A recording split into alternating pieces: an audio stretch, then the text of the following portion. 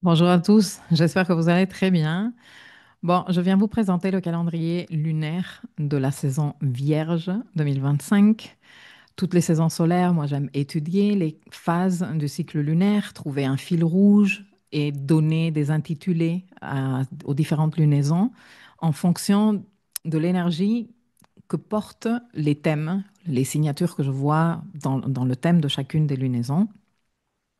Le but de ces décryptages en particulier, en général, le but de tous mes décryptages est de proposer un accompagnement, non, de nourrir la réflexion, de, de, de présenter des clés de compréhension, parce que je trouve qu'on avance de manière plus qualitative et plus intentionnelle quand on sait, non, quels sont les enjeux des situations que nous sommes en train de vivre.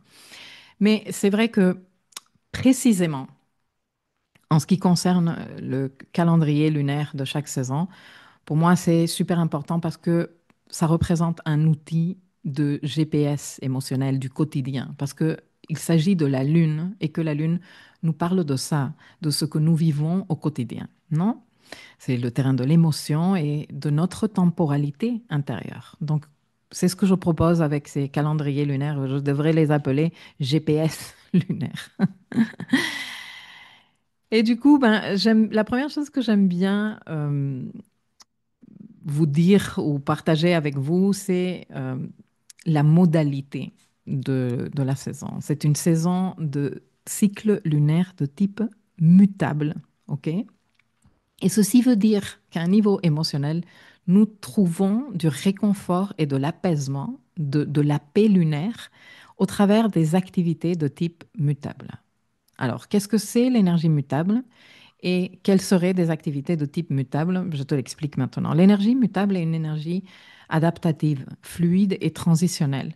Elle est associée aux quatre signes qui clôturent les saisons. Gémeaux clôture le printemps, Vierge clôture l'été, Sagittaire clôture l'automne et Poisson clôture l'hiver. Ce sont donc des signes de modulation, mais aussi de flexibilité et de transition.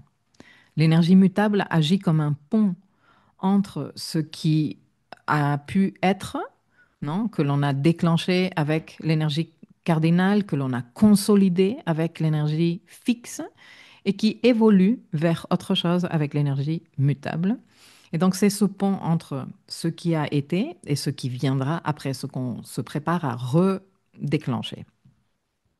C'est une énergie qui nous permet d'intégrer, d'ajuster, de faire le tri aussi et de relâcher. Et elle nous invite à nous fluidifier, tu vois, à avoir une certaine souplesse, à bouger avec l'air du temps, si tu veux, pour évoluer. Dans un cycle lunaire mutable, les quatre phases majeures, nouvelle lune, premier quartier, pleine lune et dernier quartier, se produisent dans des signes mutables. Donc nous avons cette dynamique de transition, de mise en mouvement, non? Au long de tout le cycle. Et ceci, d'un côté, peut générer une certaine forme d'instabilité. On peut partir un peu dans tous les sens, de dispersion, d'indécision. Mais du côté très lumineux de la chose, nous avons aussi beaucoup d'énergie disponible pour nous adapter, pour faire évoluer certaines perceptions et naviguer de manière plus fluide dans nos transitions émotionnelles. Donc, moi, je trouve que c'est quand même utile. Bon, en même temps, moi, j'ai une dominance d'énergie mutable dans mon thème, donc je me sens plutôt à l'aise dans cette énergie. Alors, les activités de type mutable, quelques exemples.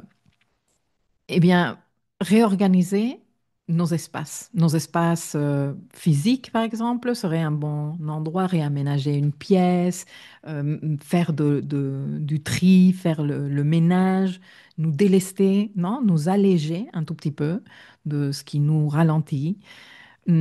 Aussi, apprendre quelque chose de nouveau pour nous ouvrir à de nouvelles façons de penser, d'ouvrir des perspectives mentales, même raffiner, peaufiner nos connaissances. Nous pouvons également faire un petit peu de modification beaucoup de modifications dans nos routines, surtout que nous sommes en saison vierge, C'est la saison vraiment où on reprend après l'été les bonnes habitudes, où on revient. Et l'énergie du mois de septembre, moi, elle me paraît comme très similaire à l'énergie du début de l'année. Tu arrives, tu t'es bien reposé pendant les vacances, tu te dis non, mais là maintenant, on va reprendre les bonnes habitudes, on reprend les résolutions. Il y a cette énergie de je veux bien faire, et qui moi me paraît très très jolie. Et donc c'est un moment, et c'est une activité de type mutable que de dire peut-être que je voudrais faire des modifications à ma routine, peut-être que je voudrais alléger ou revoir mon emploi du temps. Voilà, considérer notre temporalité intérieure et le recul que nous donne nous avoir un petit peu reposé pendant les vacances pour faire ces ajustements.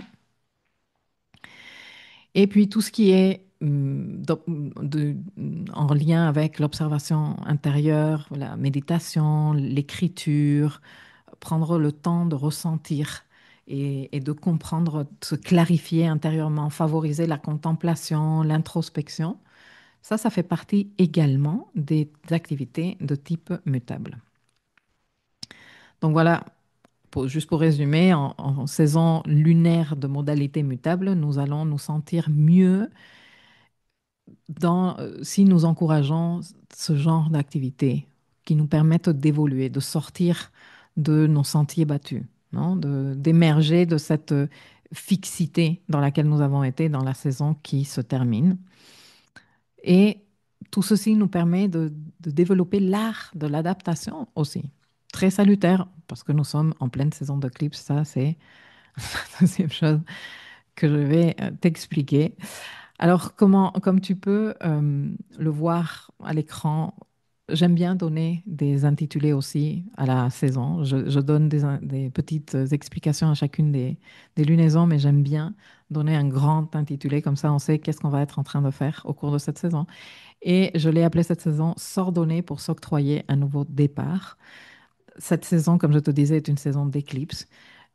Par le fait même que c'est une saison d'éclipse, ça nous dit que ça travaille directement, non? Comme ça, comme en téléphone rouge, avec la suivante saison d'éclipse qui arrive en saison Poisson 2026.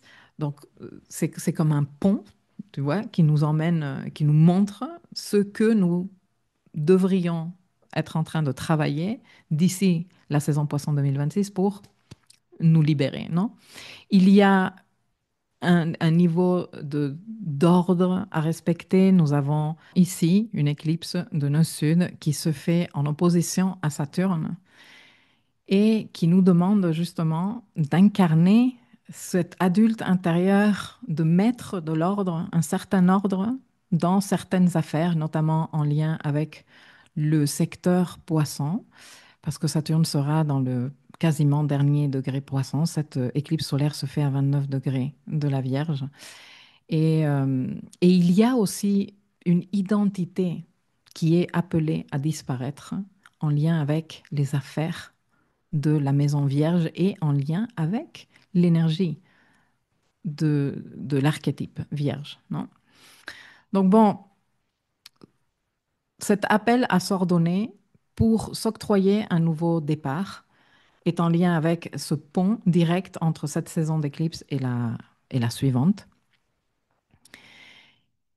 Et du coup, je vais rapidement faire le tour des lunaisons ici avec toi, en sachant que je présenterai des capsules séparées pour chacune des lunaisons et que tu trouves en plus tout le détail dans le dossier Live Mapping avec les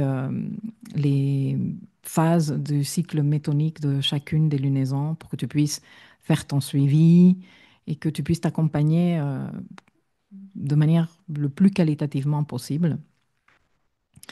Mais nous avons donc une nouvelle lune. Je te disais dans l'agenda astro de la saison que cette saison, en plus, elle est particulière parce que nous avons deux nouvelles lunes. Dans le même mois, nous avons une nouvelle lune au tout début du mois, à 0 degré de la Vierge, et nous avons une autre nouvelle lune qui, elle, oui, est éclipse solaire. Elle n'est pas éclipse. Elle démarre la saison d'éclipse, mais ce n'est pas une éclipse. Par contre, cette lunaison, oui, est une éclipse dans le dernier degré du signe. Donc déjà ici, nous sommes invités à démarrer quelque chose de nouveau. Nous allons avoir des événements très importants à 0 degré vierge dans quelques années, dans un an et quelques plus ou moins. Il y a Mars qui va démarrer un nouveau cycle en métadieu vierge pile à 0 degré de la Vierge. Bon bref, on en parlera. Mais déjà, cette nouvelle lune, elle est en train de nous dire, prépare-toi ici. Commence à semer pour récolter des stabilités. J'ai mis demain, mais bien sûr que c'est pas demain, hein, littéralement. Hein, c'est d'une façon de parler métaphorique. Donc c'est une lunaison qui démarre un cycle de 6 à 36 mois pour une nouvelle version de type vierge. Parce que tout ça joue avec ce que nous sommes en train de désapprendre en vierge et avec cet appel de cette nouvelle lune à terminer un truc, hein, 29 degrés vierge. Bon, de cette nouvelle lune, nous avançons au premier quartier de la saison qui se fait à 8 degrés, Sagittaire, et que moi j'ai décrit aligner ses actes avec sa vision, même si cela demande des ajustements courageux. Nous sommes en pleine saison d'éclipse. Nous allons être mis à l'épreuve du sens au cours de cette lunaison. Cette lunaison, elle est connectée avec une nouvelle lune, la nouvelle lune que nous avons eue antérieure, autour, il y a 9 mois de ça, autour de ce même degré, Sagittaire. Et nous arrivons ici à un point du cycle lunaire qui demande de agir et d'agir en alignement avec sa vision. Et ça va peut-être demander pour certaines personnes mm, de faire des ajustements courageux. Donc bon, plus de détails dans la leçon qui lui sera dans la capsule qui lui sera dédiée. De de ce premier quartier, nous avançons vers la pleine lune, une pleine lune qui va être une éclipse lunaire totale. Alors, tu sais, moi, quand j'ai étudié les éclipses, quand j'étais baby astrologue et que je me formais, on m'avait insisté lourdement sur l'importance des éclipses de soleil, parce que les éclipses de soleil, parce que l'identité, parce que la présence, et que les éclipses de soleil sont super importants, et que à un niveau astrologie mondiale, les éclipses de soleil, et nanana. Et moi, je donnais beaucoup d'importance aux éclipses de soleil parce que voilà, je faisais cas à ce que mes profs m'apprenaient. Et on a vraiment survolé, enfin, moi j'ai trouvé qu'on a donné beaucoup de temps dans ces formations aux éclipses solaires et pas tant aux éclipses lunaires. Et avec ma pratique et avec mon vécu, je me suis rendu compte à quel point les éclipses lunaires peuvent être remuantes parce qu'elles sont en lien avec la Lune. C'est la Lune qui est éclipsée. C'est qu'on dit à une partie lunaire de nous, ceci doit se terminer. C'est en lien avec notre enfant lunaire, c'est en lien avec ce qui nous fait peur, c'est en lien avec ce qui nous fait sentir on n'appartient pas, qu'on ne sait pas gérer, tu vois.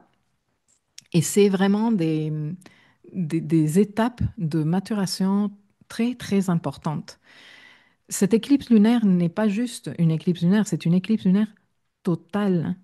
La Lune va être totalement éclipsée. Ce qui veut dire il y a un récit de l'enfant lunaire, un vécu, une relation avec le passé qui affecte les affaires de notre maison poisson, parce que l'éclipse se tient à 15 degrés poisson, qui doit être terminée pour pouvoir écrire une nouvelle réalité. Et c'est pour ça que je l'ai intitulé Libérer l'ancien code pour écrire une nouvelle réalité. Et peut-être qu'il va y avoir des personnes, surtout si tu as des trucs, hein, des planètes, des points, des angles autour des 15 degrés, poisson ou n'importe quel signe, mais surtout les signes mutables, comme je viens de te les citer, il est fort probable que tu ressentes cette émotion. Il y a ici une émotion qu'il faut libérer aussi, non? Et ça fait partie d'accepter, de dire, OK, bah, je vais faire de mon mieux pour faire ce travail, de finir cet épisode lunaire parce que il ne me sert plus pour la suite. OK? Bon, de là, nous avançons au dernier quartier qui va se faire le 14 septembre à 21 degrés Gémeaux. Et le tout dernier quartier est un moment de tout cycle. Alors moi, bien sûr, dans la leçon du dossier Life Mapping, je t'explique bien le lien avec le cycle métonique, non? Parce que ici, ça fait 27 mois que nous avons démarré un truc à 21 degrés, autour des 21 degrés Gémeaux. Et ça a une histoire.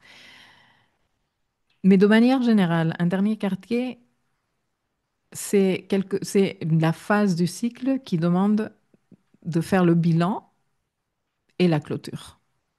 Et ce dernier quartier, plus particulièrement, nous dit ferme ce qu'il y a à fermer et à clôturer parce que ça va te permettre d'avancer bien plus léger. Donc, c'est vraiment une invitation à aussi bien dans cette semaine qu'il y a d'écart entre le dernier quartier et la suivante nouvelle lune que dans les 9 mois qu'il y a d'écart entre ce dernier quartier et la prochaine nouvelle lune dans le même degré Gémeaux, à clôturer certains dossiers. L'invitation est à ça. Et regarde que on arrive à cette nouvelle lune, et si on arrive un peu plus léger, si on a pu clôturer quelque chose, eh bien ça va nous aider dans cette acceptation que nous demande cette éclipse solaire. De, OK, je ne vais plus être la même personne. Là, nous avons une éclipse solaire, elle est partielle, c'est vrai, mais elle se fait à 29 degrés, vierge. Donc d'un côté, elle est un peu plus light, ce n'est pas une éclipse totale, donc il n'y a pas un processus total de désidentification, pardon. Il y a un petit processus de désidentification, ou un moyen processus de désidentification, mais il se fait dans le degré de maîtrise. Et ça crée de l'urgence. Ça rajoute une couche spéciale d'importance. Et ça nous parle de ce processus de découvrir qui nous pouvons devenir.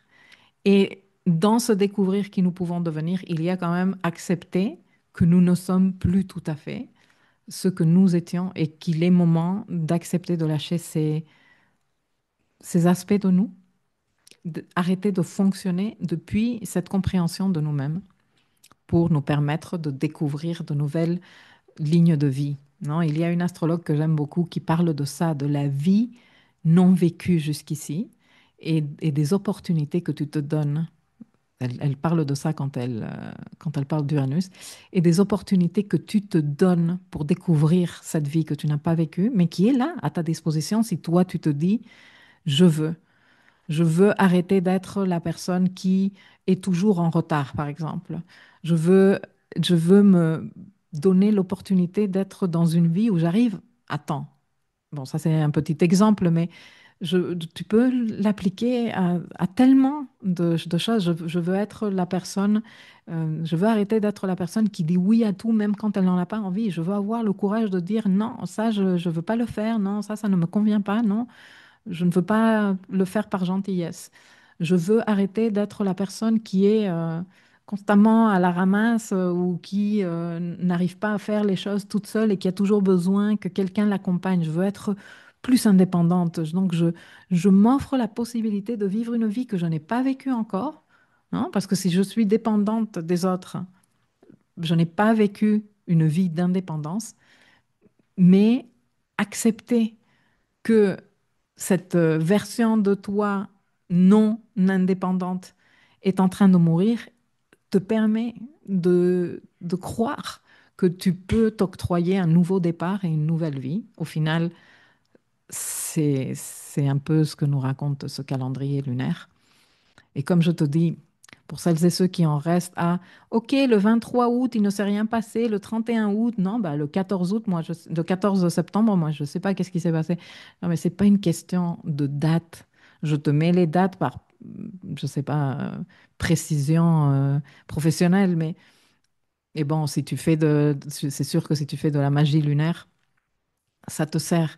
Mais ici, il y a des processus qui démarrent, des processus qui sont en cours et qui demandent de l'action, des processus qui sont en maturation, qui nous montrent des résultats, qui nous permettent de faire des ajustements, des processus qui sont en clôture. Voilà. ces processus-là viennent tous nous parler au cours de cette saison d'éclipse pour que nous puissions faire ce que nous sommes venus faire. Bon, j'espère que cette information t'aura été d'utilité. Je vais arrêter ici l'enregistrement et je te dis à très vite.